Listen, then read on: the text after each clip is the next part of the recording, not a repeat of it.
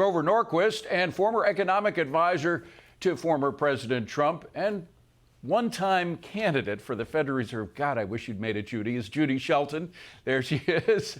Let me go to you first, Grover. We saw the figures. The top 1% is now paying 46% of all federal income taxes. 46. How can they squeeze more out of that group and make up for the money that they're losing because of all their spending?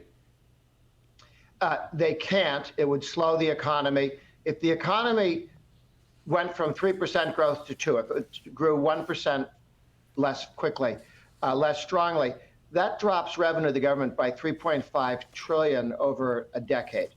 So raising taxes that slows the economy raises the amount of debt and deficit. Well, and Judy, let's talk about the deficit, because the CBO just came out with some frightening figures that we are now, over the past 6 months, the deficit has gone up to $1.1 trillion. That's a $2.2 trillion annual deficit that we're spending now. That, of course, bleeds into our debt, which is now at $35 trillion. And this is the most frightening for me. Servicing the debt now costs more than our defense spending in total. How much longer can we go on with this? It's astonishing and it's appalling. What we're seeing is such a contradiction in terms, and I think that defines Bidenomics. On the one hand, you have a president who's touting growth and high jobs numbers as indicating a strong economy. But if that's the case, why under the Biden administration are we running a massive fiscal deficit, complete with payments as subsidies to companies, and now talking about this massive forgiveness of student debt? All of that puts pressure on prices.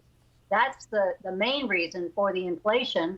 And the Fed, to counter that, has to have surging interest rates, and now probably will have to maintain them at these high levels, fueling that deficit. So it's just a terrible conundrum. And Grover, the irony, of course, is that lowering tax rates because of the Trump tax code actually has increased tax revenue by 48% since 2017, when the tax cuts kicked in. In fact, if we had kept the spending at the same level as we had in 2019, the last full year, the last year before the pandemic, we would have had a balanced budget by now, because the fiscal year 2019 federal budget was $4.45 trillion. We're now collecting $4.89 trillion in tax revenue. So lowering tax rates garnished us much more income than raising them. And so they're going in exactly the opposite direction if they're reelected. And one of the taxes that most damages growth is the capital gains tax. And President Biden put in writing in his statement of what he wants to do for policy is to take the American capital gains tax to 44.6%. 44.6%. Since 1922, when the capital gains rate was first established, it's never, ever been that high. Close when Carter was in, and we had stagflation, but we've never had it that high. That would, by the way, be twice as high as our competitor, China. How about that? Why does that make any sense at all? It doesn't make any sense. And by the way, Judy, you sounded a little bit like something that Jamie Dimon said in his note to stockholders. I just want to read that and get your reaction to it. Jamie said, "It is important to note that the economy is being fueled by large amounts of government deficit spending and past stimulus. There is also a growing need for increased spending as we continue transiting to a greener economy, restructuring global supply chains, boosting military expenditure, and battling rising healthcare costs. This may lead to stickier inflation and higher rates than markets expect." Where do you think inflation is going tomorrow? Of course, we get the CPI numbers. I don't expect you to forecast what they will be, but where do you think inflation is going in general?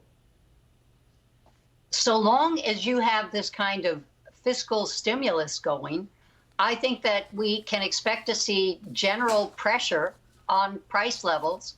And we see commodities going up, energy going up, gold, copper, fuel. And I think the problem is it's become clear that no matter how high the revenues go that come into the government, under this administration, they will spend all of that and more. And there is no interest rate high enough for the Federal Reserve that can fight that kind of inflationary pressure so long as the fiscal stimulus is working against us. And just put a period on it. We only have a couple of seconds, Grover. But if we raise taxes, do you have any doubt, if Biden raised tax rates, do you have any doubt that, in fact, revenue might decrease because economic progress, economic growth would decrease as a result? The economy will slow, and you would raise less money than you would without those tax increases. Specifically, the tax increases he's talking about kill growth. Oh, particularly the stock market, and that's all of our retirement funds, our 401ks. Yes. Judy, Grover, great to see you both. Thank you so much for being here.